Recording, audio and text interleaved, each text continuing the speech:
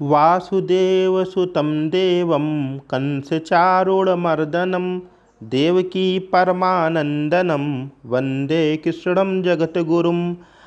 साथियों, आज है जन्माष्टमी और आप सभी साथियों को हैप्पी जन्माष्टमी 2024 की हार्दिक शुभकामनाएं। और इसी में हम लोग कैसे भूल सकते हैं भगवान श्री कृष्ण का एक श्लोक, कर्मणेवाधिकारस्ते माँ फलेषु कदाचन। साथियों, एम गुरुकुल पर मैं अंकित आप सभी साथियों का हार्दिक स्वागत करता हूं। आज की इस वीडियो के माध्यम से हम लोग अपने जीएस जीके के वेरी मोस्ट इंपॉर्टेंट क्वेश्चंस को देखने का प्रयास करेंगे।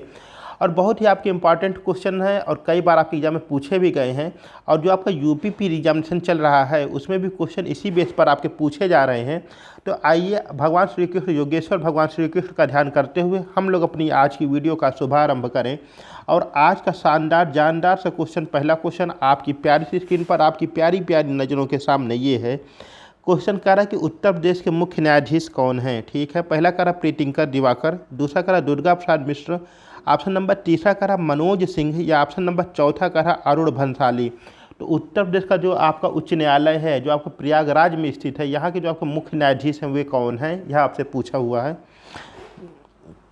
तो अगर हम बात करें प्रीतिंकर दिवाकर की तो बात होती 5 फरवरी 2024। इसके पहले थे कौन? प्रीतिंकर दिवाकर, आपके उत्तर प्रदेश के मुख्य न्यायाधीश। दुर्गा प्रसाद मिश्रा जी की बात करें तो दुर्गा प्रसाद मिश्रा जी आपके पूर्व में सचिव थे। और बात करें मनोज सिंह की तो मनोज सिंह जो है आपके वर्तमान में सचिव हैं। जबकि अगर अरुण भंसाली साहब की बात करें तो 5 फरवरी 2024 से जो शासनकाल होता है एज अ मुख्यमंत्री चीफ एज अ मुख्य न्यायाधीश के रूप में वे हो जाते हैं आपके अरुण भंसाली जी। तो उत्तर प्रदेश के जो मुख्य न्यायाधीश देखने को मिलते हैं वे आपके कौन हो जाएंगे? अरुण भंसाली। कौन? अरुण भंसाली जी वर्तमान में उत्तर प्रदेश का जो न्यायालय है इसके मुख्य न्यायाधीश के रूप में देखने को मिलते हैं। बहुत बढ़िया, चलते हैं आगे अपने आज के नेक्स्ट क्वेश्चन पर। और आज का शानदार जानदार और जायकेदार क्वेश्चन आपकी स्क्रीन पर कह रहा है कि दलहन शोध संस्थान कहाँ स्थित है। ऑप्शन नंबर पहला कह रहा लखनऊ, ऑप्शन नंबर दूसरा कह रहा मथुरा, ऑप्शन नंबर तीसरा कह रहा कानपुर, या ऑप्शन नंबर चौथा कह रहा प्रयागराज। तो बताना कि भारतीय दलहन शोध संस्थान आपका कहाँ स्थित है। ठीक, तो देखिए इसका जो करेक्ट आंसर बन जाएगा वह बन जाएगा आपका कानपुर। कहाँ पर? यह कानपुर आपके कल्याणपुर नामक स्थान में आपका भारतीय दलहन शोध संस्थान देखने को मिलता है। अगर बात करें मथुरा की, मथुरा में कौन कौन से शोध संस्थान है तो एक है मखदूम आपका केंद्रीय बकरी शोध संस्थान, और यहाँ पे आपका मोर अनुसंधान संस्थान आदि आपको देखने को मिलते हैं। लखनऊ की बात किया अगर जाए तो ढेर सारे यहाँ भी आपको अनुसंधान देखने को मिलेंगे, संस्थान देखने को मिलेंगे। बहरहाल यहाँ बात कर रहा है दलहन शोध संस्थान की तो यह आपके कानपुर के अंतर्गत देखने को मिलता है। चलते हैं आगे अपने आज के नेक्स्ट क्वेश्चन पर। और नेक्स्ट क्वेश्चन क्या कह रहा है कि दीन इलाही स्वीकार करने वाला पहला हिंदू कौन था। ऑप्शन नंबर पहला कह रहा सूर्यदास, ऑप्शन नंबर दूसरा कह रहा अबुल फजल, ऑप्शन नंबर तीसरा कह रहा टोडरमल, या ऑप्शन नंबर चौथा कह रहा बीरबल।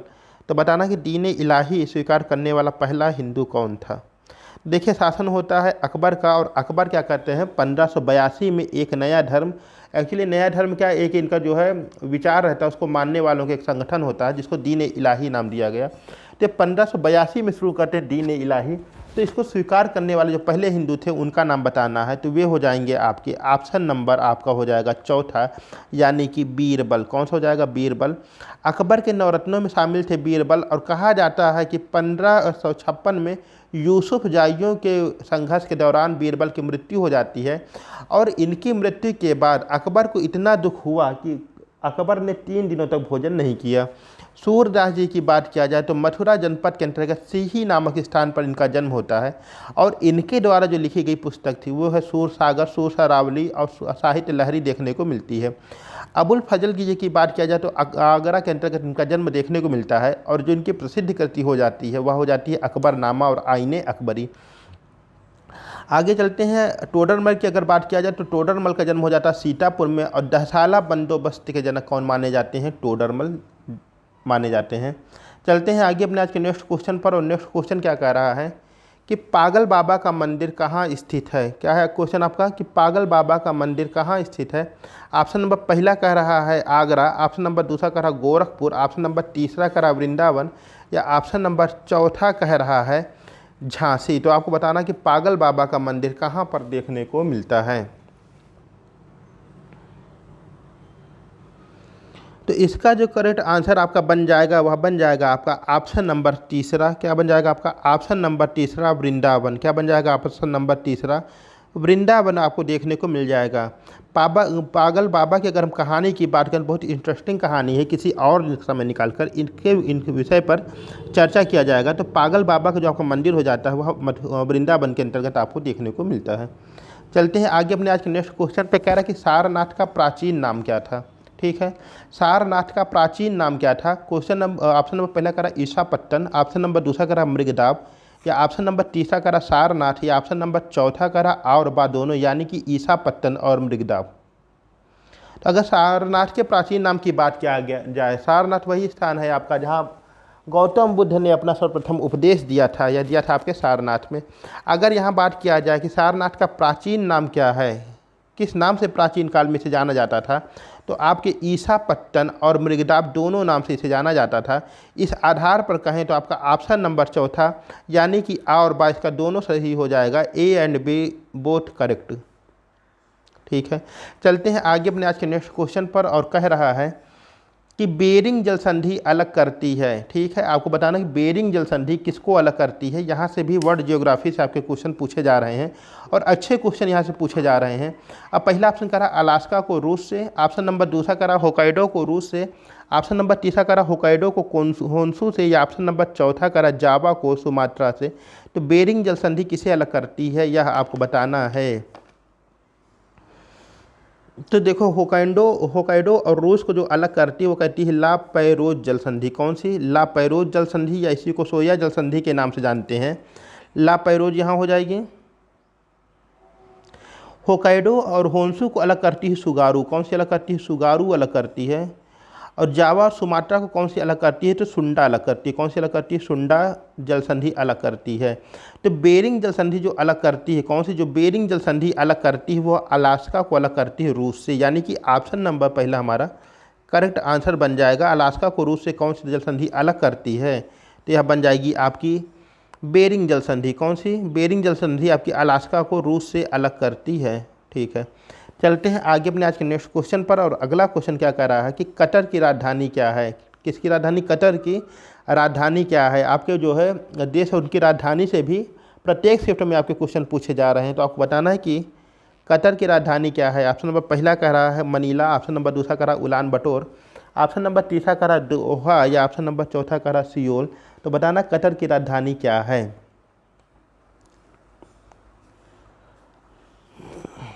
तो अगर बात करें मनीला की तो हो जाएगी फिलीपींस, मंगोलिया की उलान बटोर हो जाएगी, दोहा कतर की हो जाएगी आपकी दोहा, क्या हो जाएगी, दोहा हो जाएगी, और दक्षिण कोरिया की हो जाएगी आपकी सियोल। तो इस तरह कतर की जो राजधानी हो जाएगी वह हो जाएगी आपकी दोहा। क्या हो जाएगी, दोहा हो जाएगी। चलते हैं आगे अपने आज के नेक्स्ट क्वेश्चन पर। और अगर आज का अगला क्वेश्चन क्या कह रहा है कि परामनी क्रांति संबंधित है। कौन सी क्रांति, परामनी क्रांति किससे संबंधित है। ऑप्शन नंबर पहला करा केसर उत्पादन से, ऑप्शन नंबर दूसरा करा तिलहन उत्पादन से, ऑप्शन नंबर तीसरा करा भिंडी उत्पादन से, या ऑप्शन नंबर चौथा करा मोटे अनाज के उत्पादन से संबंधित है। तो आपको बताना है कि परामनी क्रांति किससे संबंधित है। देखो, अगर हम केसर उत्पादन की बात करेंगे तो यहाँ से आपकी सैफरॉन क्रांति हो जाती है। कौन सी हो जाएगी, सैफरॉन क्रांति हो जाएगी। तिलहन उत्पादन की बात किया जाए तो आपकी पीली क्रांति हो जाएगी। कौन सी हो जाएगी, पीली क्रांति संबंधित हो जाएगी आपकी तिलहन उत्पादन से। जबकि अगर तिलहन प्रौद्योगिकी मिशन की बात करें तो यह आपका 1986 में शुरू होता है। कब शुरू होता है, 1986 में शुरू होता है। मोटे अनाज के लिए जो शुरू की गई थी, यहाँ मूक क्रांति शुरू की गई थी। कौन सी, मूक क्रांति शुरू की गई थी। तो बचा कौन, ऑप्शन नंबर तीसरा बचा, यानी कि जो परामनी क्रांति शुरू की गई थी यह आपके भिंडी के उत्पादन से शुरू की गई थी। भिंडी के उत्पादन को बढ़ाने के लिए परामनी क्रांति शुरू की गई थी, यानी ऑप्शन नंबर तीसरा करेक्ट आंसर इसका बन जाएगा। ठीक, चलते हैं हमने आज के नेक्स्ट क्वेश्चन पर। और आज का अगला क्वेश्चन शानदार सा आपकी स्क्रीन पर क्या कह रहा है, आपके मध्यकालीन भारत के इतिहास से शानदार क्वेश्चन है। कह रहा किस शासक को घड़ित कायर की उपमा दी जाती है। किस शासक को घड़ित कायर की उपमा दी जाती है। पहला ऑप्शन कह रहा मुअज्जम, ऑप्शन नंबर दूसरा कह रहा जहांदार शाह, ऑप्शन नंबर तीसरा कह रहा मोहम्मद शाह, या ऑप्शन नंबर चौथा कह रहा फारूक सियर। तो इसमें से कौन सा ऐसा शासक है जिसे घड़ित कायर की उपाधि दी जाती है। देखिए, जब 1707 में औरंगजेब की मृत्यु हो जाती है तो उसके बाद के जितने शासक आए यह लगातार कमज़ोर शासक आते गए, और धीरे धीरे करते करते पूरे मुग़ल वंश का अंत हो जाता है। तो अगर मुअज्जम की बात किया जाए तो मुअज्जम जो है औरंगजेब का सबसे बड़ा पुत्र था। ये 63 वर्ष की आयु में ये गद्दी पे बैठा और यह क्या कहलाता था, इसको साहिब खबर की उपमा दी गई है। किसकी उपमा दी गई है? साहिब खबर की उपमा दी जाती है। जिस समय लोग रिटायर होते हैं उसके बाद ही गद्दी पर बैठते हैं, साहिब खबर। ठीक है, आगे अगर जहांदार शाह की बात किया जाए तो जहांदार शाह को लंपट मूर्ख की संज्ञा दी जाती है। किसकी संज्ञा दी जाती है? लंपट मूर्ख की संज्ञा दी जाती है जहांदार शाह को। मोहम्मद शाह की बात किया जाए तो इसके राज्य में क्या था कि स्त्री और स्त्रियों का प्रभुत्व था। इस आधार पर इसको रंगीला किसकी उपमा दी जाती है? रंगीला की उपमा दी जाती है, मोहम्मद शाह रंगीला। जबकि अगर बात किया जाए घड़ित कायर की उपमा किसे दी जाती है तो वह आपकी दी जाती थी फारूक सियर को। किसको? फारूक सियर को घड़ित कायर की उपमा दी जाती है। क्वेश्चन नंबर 9 आपका कह रहा है कि किस शासक को घड़ित कायर कहा जाता हो गया है। आगे चलते नेक्स्ट क्वेश्चन क्या कह रहा है। नेक्स्ट क्वेश्चन कह रहा है शिवाजी की माता जी का क्या नाम था। ऑप्शन नंबर पहला कह रहा पुतली बाई, ऑप्शन नंबर दूसरा कह रहा है जीजाबाई, ऑप्शन नंबर तीसरा कह रहा सोयराबाई या ऑप्शन नंबर चौथा कह रहा ताराबाई। तो शिवाजी की माता का क्या नाम था यह आपको बताना है। तो देखिए अगर इसको देखेंगे कि पुतली बाई किसे कहा जाता था, पुतली बाई किसका नाम था? तो शिवाजी की पत्नी थी। कौन थी ये? शिवाजी की पत्नी थी पुतली बाई। ये इनकी ऐसी पत्नी थी जो कि शिवाजी की मृत्यु के बाद सती हो गई थी। क्या हो गई थी? सती हो गई थी। ठीक है, सोयराबाई की बात करें, सोयराबाई भी कौन हो जाती हैं? रानी हो जाती हैं, शिवाजी की पत्नी हो जाती हैं। और जब शिवाजी का राज्याभिषेक होता है, कब? 6 जून 1674 को जब शिवाजी का राज्याभिषेक होता है तो उस समय इनको राजमहिषी की संज्ञा दी जाती है। किसको? आपके सोयराबाई को। तो शिवाजी की माता का नाम यहाँ पूछा हुआ है आपसे, तो शिवाजी की माता जी का नाम हो जाएगा यहाँ पर आपके जीजाबाई। क्या हो जाएगा? ऑप्शन नंबर दूसरा करेक्ट आंसर बन जाएगा इसका। शिवाजी की माता जी का नाम हो जाएगा जीजाबाई। ठीक है, चलते हमने आज के नेक्स्ट क्वेश्चन पर। और नेक्स्ट क्वेश्चन क्या कह रहा है आज का? प्राचीन काल में अघन्या शब्द का प्रयोग किसके लिए होता था। ऑप्शन नंबर पहला कह रहा राजा के लिए, ऑप्शन नंबर दूसरा कह रहा मोर के लिए, ऑप्शन नंबर तीसरा कह रहा गाय के लिए, ऑप्शन नंबर चौथा कह रहा शेर के लिए। तो बताना कि अघन्या शब्द किसके लिए प्रयोग किया जाता था। अघन्या शब्द क्या होता था कि जिसका वध ना किया जा सके उसको अघन्या कहते थे। ठीक है, तो अघन्या शब्द किसके लिए प्रयोग किया जाता था। तो यहाँ पर जब करेक्ट आंसर बन जाएगा वह बन जाएगा आपका ऑप्शन नंबर तीसरा, यानी कि गाय के लिए। किसके? गाय के लिए अघन्या शब्द का प्रयोग किया जाता था। और गाय को जो है अघन्या कहा जाता था, जिसका वध ना किया जा सके उसको अघन्या कहा जाता था। यानी कि ऑप्शन नंबर तीसरा यहाँ पर करेक्ट आंसर बन जाएगा। चलते हैं आगे अपने आज के नेक्स्ट क्वेश्चन पर। नेक्स्ट क्वेश्चन क्या कह रहा है कि विश्व मधुमेह दिवस कब मनाया जाता है। यहाँ से भी आपके very very most important question बन रहे हैं। प्रत्येक शिफ्ट में आपके यहाँ से क्वेश्चन पूछे जा रहे हैं इंपॉर्टेंट डेज से। तो विश्व मधुमेह दिवस कब मनाया जाता है यह आपको बताना। पहला ऑप्शन कर रहा है 1 मई, ऑप्शन नंबर दूसरा कर रहा है 1 जून, ऑप्शन नंबर तीसरा कर रहा है 5 सितंबर या ऑप्शन नंबर चौथा कर रहा है 14 नवंबर। तो विश्व मधुमेह दिवस कब मनाया जाता है। अगर 1 मई की बात करें, किसकी? 1 मई की बात करें तो अंतर्राष्ट्रीय श्रमिक दिवस हो जाएगा। 1 जून की बात करें तो 1 जून को आपको विश्व दुग्ध दिवस हो जाएगा। क्या हो जाएगा? विश्व दुग्ध दिवस हो जाएगा। ठीक है, 5 सितंबर की बात करें तो शिक्षक दिवस के रूप में मनाया जाता है। 5 दिवस क्या मनाया जाता है? शिक्षक दिवस के रूप में मनाया जाता है डॉक्टर सर्वपल्ली राधाकृष्णन जी की याद में। और आगे अगर चलें बात करें 14 नवंबर को क्या मनाया जाता है, तो 14 नवंबर को आपको बाल दिवस के साथ साथ विश्व मधुमेह दिवस भी मनाया जाता है। 14 नवंबर को कब मनाया जाता है? 14 नवंबर को आपका विश्व मधुमेह दिवस के रूप में देखने को मिलता है। इस तरह से यहाँ पे ऑप्शन नंबर चौथा हमारा करेक्ट आंसर बन जाएगा। चलते हैं आगे अपने आज के नेक्स्ट क्वेश्चन पर। और कह रहा है कि कृषि वर्ष कब से कब तक होता है। कह रहा है कृषि वर्ष कब से कब तक का मनाया जाता है। ऑप्शन नंबर पहला कह रहा है कि 1 जनवरी से 31 दिसंबर, ऑप्शन नंबर दूसरा कह रहा है 1 अप्रैल से 31 मार्च, ऑप्शन नंबर तीसरा कह रहा है 1 जुलाई से 30 जून या इनमें से कोई नहीं। तो बताना कृषि वर्ष कब से कब तक आपका मनाया जाता है।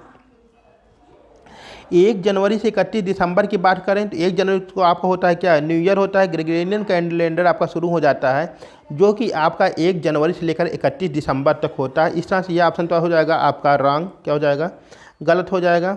आगे बात करें अगर आपका 1 अप्रैल से 31 मार्च तक तो आपका फाइनेंशियल ईयर चलता है। क्या चलता है? आपका वित्तीय वर्ष चलता है 1 अप्रैल से लेकर के 31 मार्च तक। अगर बात करें 1 जुलाई से लेकर 30 जून की तो यह आपका कृषि वर्ष के अंतर्गत आता है। यानी जो आपका कृषि वर्ष शुरू होता है, यह शुरू होता है 1 जुलाई से लेकर के 30 जून तक का आपका कृषि वर्ष होता है। ठीक है, चलते हैं आगे अपने आज के नेक्स्ट क्वेश्चन पर। और नेक्स्ट क्वेश्चन क्या कह रहा है कि उपाधियों का अंत किस अनुच्छेद में है। भारतीय संविधान के किस अनुच्छेद के अंतर्गत आपकी उपाधियों का अंत दिया गया है। ऑप्शन नंबर पहला कह रहा अनुच्छेद 17, ऑप्शन नंबर दूसरा कह रहा अनुच्छेद 18, या ऑप्शन नंबर तीसरा कह रहा अनुच्छेद 16, या ऑप्शन नंबर चौथा कह रहा अनुच्छेद 19। तो अनुच्छेद जो आपका 17 है, आर्टिकल 17 है, यह आपका अस्पृश्यता से संबंधित हो जाता है, अनटचबिलिटी संबंधित हो जाता है। अनुच्छेद 16 की बात किया जाए तो यह जो है आपके अवसर की समानता से संबंधित हो जाता है आपका। अनुच्छेद 19 आपका संबंधित हो जाता है आपके स्वतंत्रता का अधिकार होता है, जिसके अंतर्गत आपका वाक अभिव्यक्ति की स्वतंत्रता आदि देखने को मिलता है। लेकिन यह क्वेश्चन आपका कह रहा है कि उपाधियों का अंत किस अनुच्छेद में है, तो यह आपका हो जाएगा ऑप्शन नंबर दूसरा करेक्ट हो जाएगा।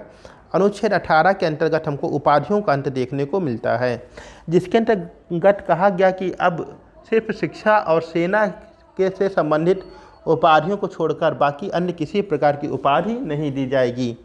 चलते हैं आगे अपने आज के नेक्स्ट क्वेश्चन पर। और कह रहा है कि भारत का प्रथम नागरिक कौन होता है।